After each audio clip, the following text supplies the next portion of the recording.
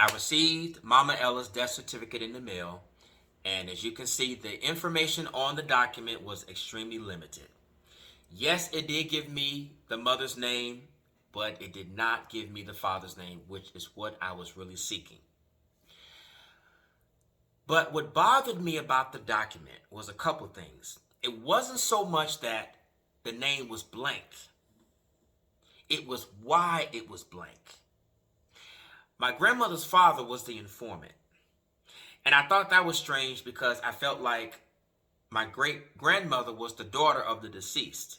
So I couldn't understand why she wasn't giving the information. But it could have been a number of things. I know that my great grandmother and her mother were extremely close. And maybe she just wasn't in the mood. Maybe she just wasn't in the right disposition to give that type of information. I mean, whatever it is. I mean, it doesn't matter. The fact is, he gave the information and not her. But I thought about it. And I understood the type of woman that my great grandmother was. She was very well respected in the community, from the whites and the blacks. And I just knew in my spirit that there was no way that woman didn't know who her grandfather was. So then I thought, if she did know who the man was, why couldn't she say? Why couldn't it be printed? That's what made me start thinking. I knew I couldn't go to my grandmother with this information because grandmother was not going to tell me anything. So I went to her brother, Uncle Sonny Bay. We all called him Sonny Bay.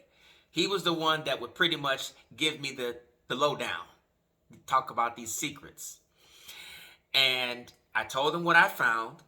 He said, well, all we knew was that Mama Ella was half Indian. The story he was told was that basically her dad was born during the Trail of Tears, and him and his family, they escaped and migrated to the woods of Alabama, and they met Grandma Mary, and that's when they had her.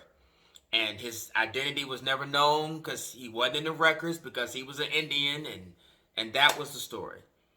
Now, whether people believed it or not, that is what was passed down. But I didn't believe it, y'all.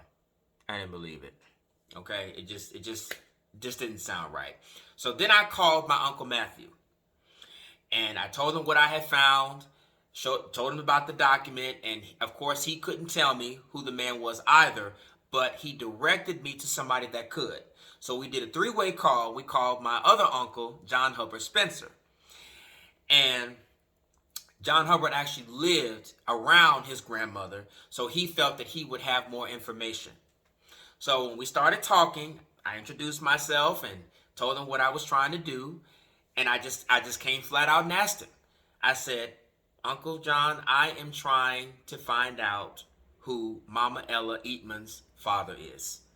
I've heard all these stories about her being Native American, and I'm just trying to find out who the man is. And he chuckled, and he said, what you want to know that for? We all just laughed. We just couldn't help but laugh.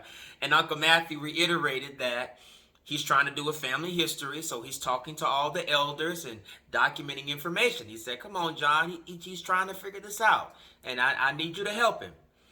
So he said, well, didn't Gally tell you? I said, my grandmother did not tell me anything. See, what always happens is when I would ask an elder something, they would always revert back to my grandmother because they always assumed that she would have told me this. My grandmother was not speaking about this, okay? So I had to use other measures. Then I told him that I obtained her death certificate and the father's name was blank. And he immediately blurted out, well, it's blank because the man was white. And you couldn't put a white man's name down back then. Then it got quiet. And I asked him, I said, well, do you know who the man is? He said, no, I can't tell you who the man is.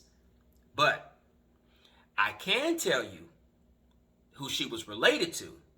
He said there was a white man down there named Claude Pippin. And they are some kin to us. I have no idea. He talked about he had a brother named Doc. We all called him Uncle Doc. He said he was known from the whites and the blacks as Uncle Doc. The two brothers that she was related to. He said, you start there. He said, but understand something. This type of information was not supposed to be spoken of. So you tread lightly. But I guarantee you, if you start with these two brothers, you're going to find out who that man is.